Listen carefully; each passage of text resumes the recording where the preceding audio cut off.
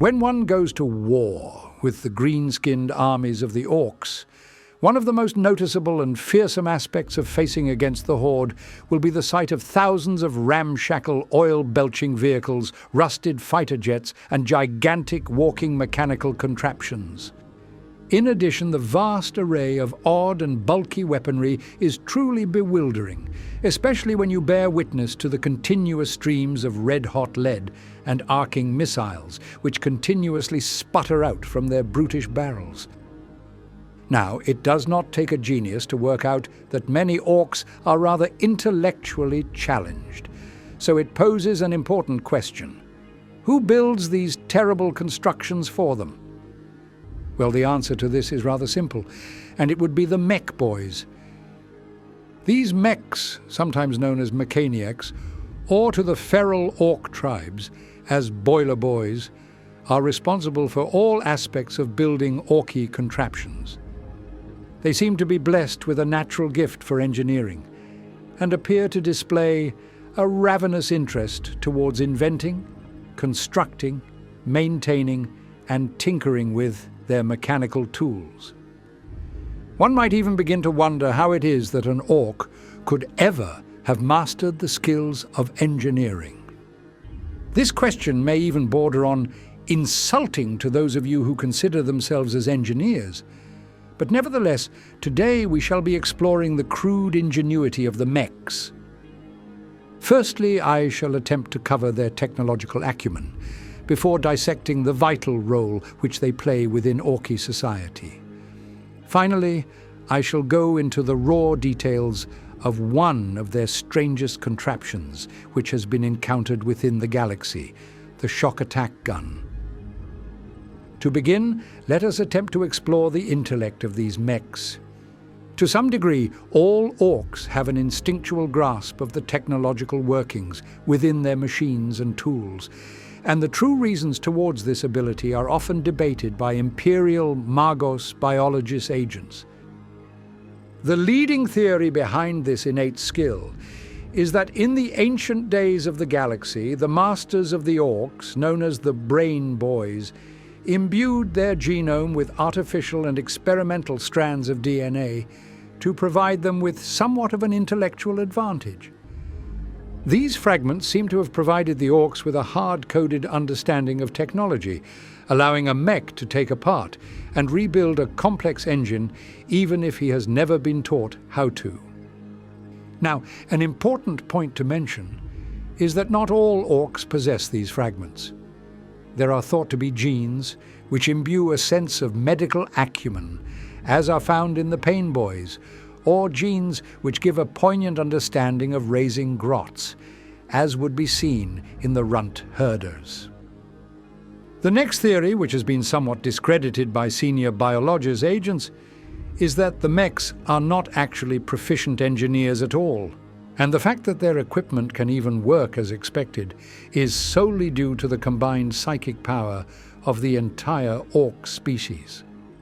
There are several inexplicable beliefs within an orc society, which under normal circumstances should never have an impact upon reality. But the orcs have continuously baffled Imperial agents by proving their beliefs to cause some slight but significant changes to our world.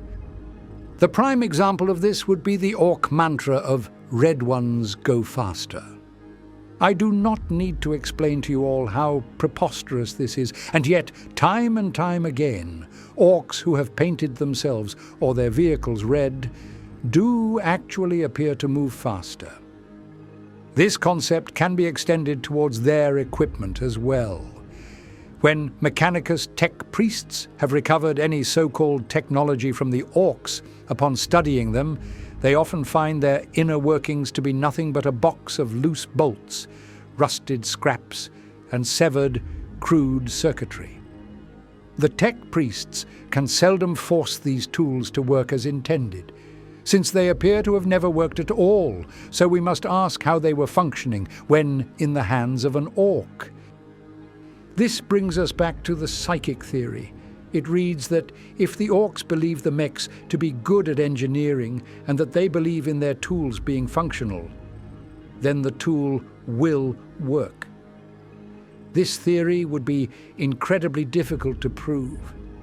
But some Imperial agents will swear that it is the truth, and they will die on their hill claiming that we are continuously underestimating the combined psychic might of the ORK beliefs.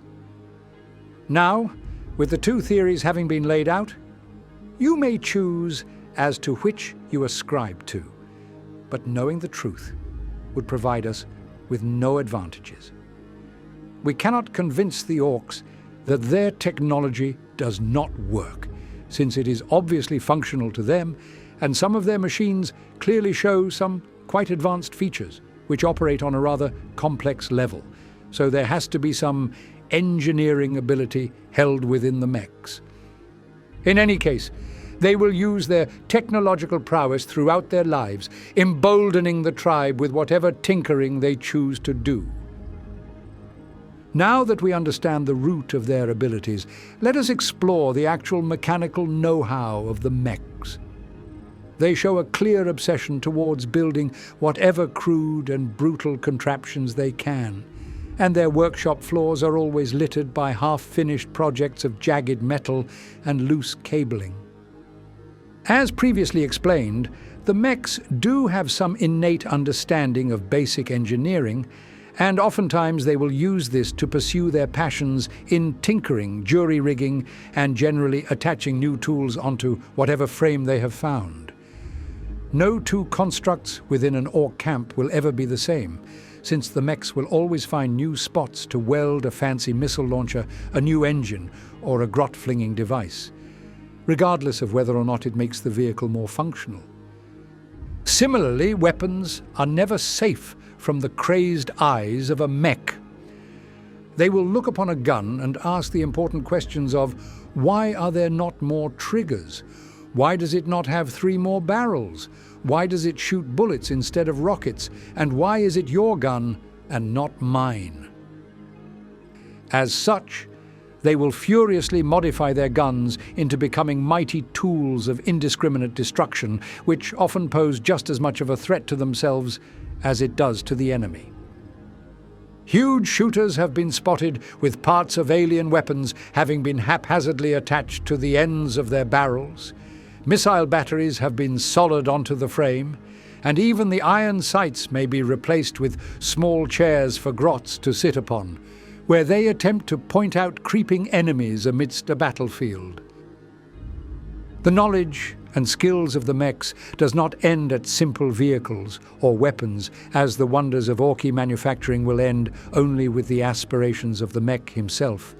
And if he looks towards the stars, then that is where his talents shall bring him. An orc war could never leave a planet's surface without the huge void ships and barges of the orcs, and it is here that the mechs will shine. Huge cadres and teams of mech boys will put their heads together to figure out a solution for the problem of space travel. Thankfully, the mechs know how smart they are and how simple this problem really is. All you need to travel through space is a big ship with a big engine, which the mechs can easily construct out of the scrap metal of a planet. Now, the mechs are not only proficient in the art of engineering, as they also stand as something of a mad scientist within an orc camp. They routinely spend their days toying with ideas for new, death-spitting contraptions, or by arguing over the best methods for strapping a pilot's seat onto a rocket. Furthermore, they will often be found working away with the orc doctors, who are known as pain boys, to manufacture new cybernetic organs which the mad doc will jovially transplant into an unwitting boy who simply thought he was going to have his hair squig trimmed. Mechs also seem to have a potent ability to decipher the workings of other technological tools which they have uncovered. After but a short few hours, they can take any piece of hardware from across the galaxy and somehow retrofit it to meet the needs of the orc tribe. Because of this, it is very common for freebooter or Death Skulls tribes to contain huge numbers of mechs who will assess and value whatever loot and scrap has been recovered from a battlefield. Clearly, the skill set of a mech is a highly prized and sought-after thing for the orcs. Most boys will end up spending their teeth within a Mekshop, where they will seek out his technical know-how to produce them a new gun or to just soup up their war bike. For a mech who proves himself to be a true master of engineering, then the gaze of a war boss will inevitably turn to them, whereby he will employ them as his own personal mech. Whilst in this esteemed position, he may be tasked with building the boss a flashy suit of mega armor or a snapping hydraulic power claw. Alternatively, the boss may have his sights set upon a new war, and so he will order the mechs to begin constructing a vast array of vehicles and weapons with which to carry the boys out into battle. With this all being said, the aspirations of a mech may be slightly higher than to simply work for a war boss. As a mech grows meaner and greener, he will inevitably become what is known as a big mech. These experienced orcs will rule over rather impressive workshop complexes, inhabited by hundreds of scurrying Gretchen who carry out his every whim. Some big mechs will even advance in status and power to become a mech boss, who rule over an entire warband in the same way that a conventional war boss would. The tribes controlled by a mech boss obviously become very technologically centric, and the mechs of these groups are held in far higher regard when compared to a conventional tribe. The orcs will wield highly customized and experimental weapons, cooked up in the deepest corners of a Mekshop, purely in the name of discovery and science. These groups tend to contain a huge proportion of cyborgs as well, since the curious mechs can't help but wonder what the nearest boy would look like with a cybernetic limb. When the boys under a mech boss go to war, they're often enveloped by a vast custom force field, which is a crackling, sparking and inconsistent shield against enemy fire.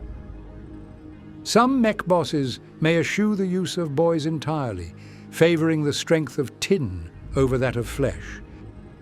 These mechs will construct huge armies of death dreads and killer cans, forming what is known as a dread mob.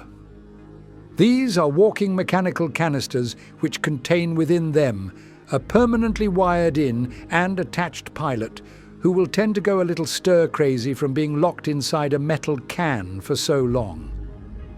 Sometimes the mechs who lead these dread mobs go a little mad themselves. If you were a mech, why would you stop at ruling over 10 dreads and 20 killer cans when you could rule over 100 of each? As such, many mechs will simply turn rogue to the ways of the war and will instead seek out to obtain as many resources as possible purely to fulfill their goal in possessing the most death dreads and killer cans that the galaxy has ever seen.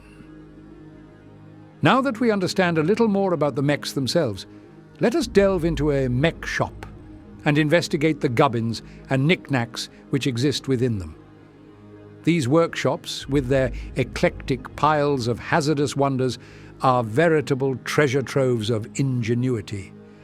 Amidst the cluttered disarray, exotic components and half-formed machines take shape in every nook and cranny that manages to escape the rampant mess.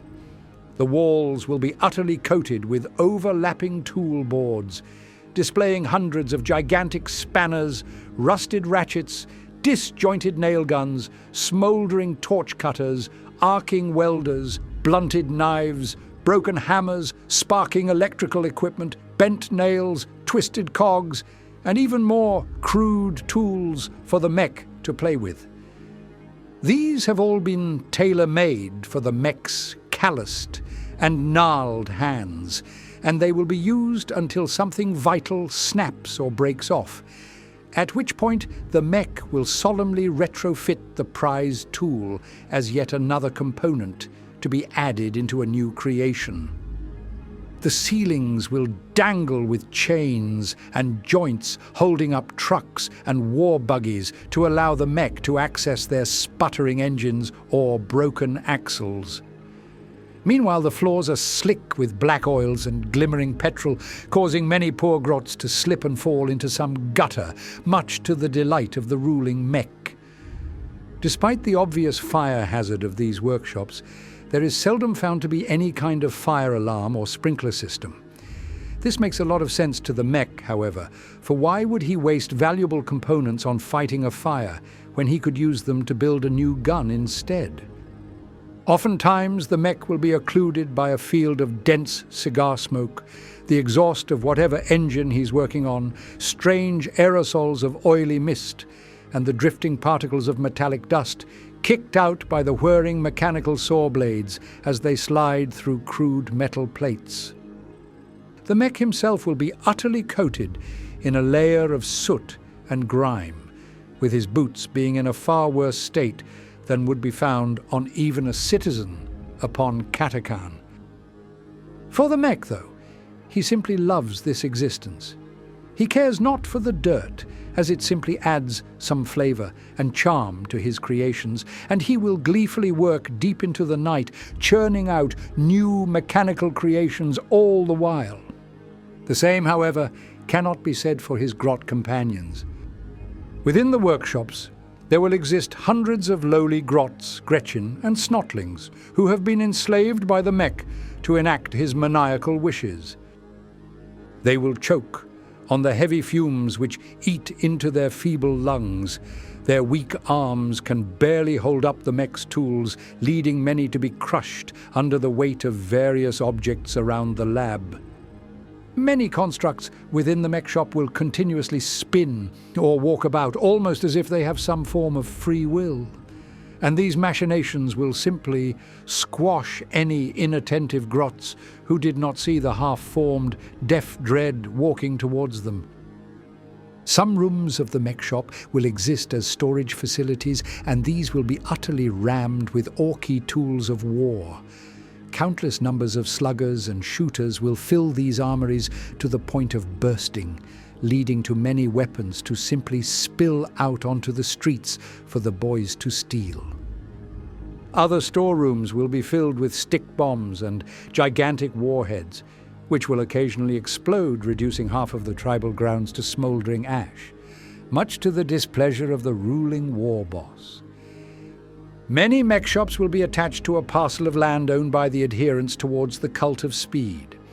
They will have adapted the landscape into a huge racetrack, which will be used to test out the top speeds and maneuverability of the mech's newest war trucks and bikes.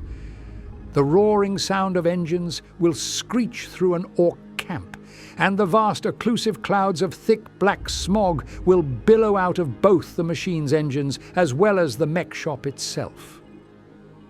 In some rare mech shops, we may even find an experimental facility towards building a weapon known as a Shokk Attack Gun.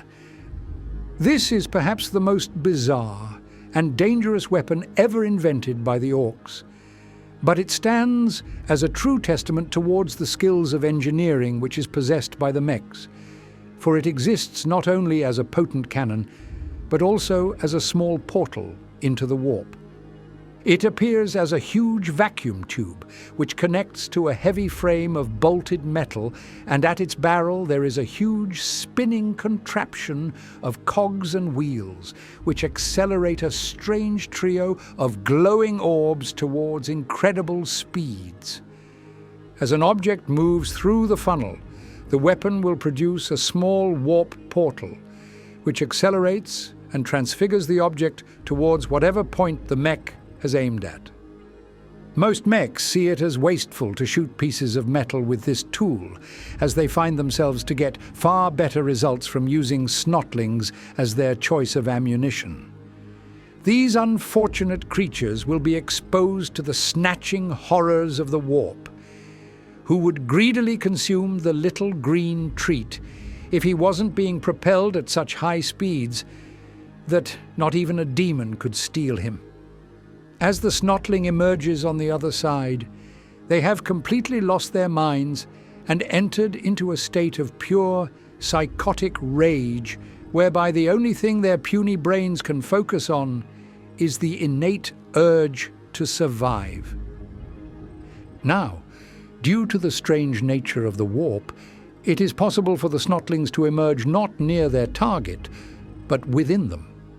In these circumstances, the unfortunate victim will suddenly feel a very strange sensation within their body, of a furious, crazed creature gnawing and clawing its way out in a burst of terrified gore.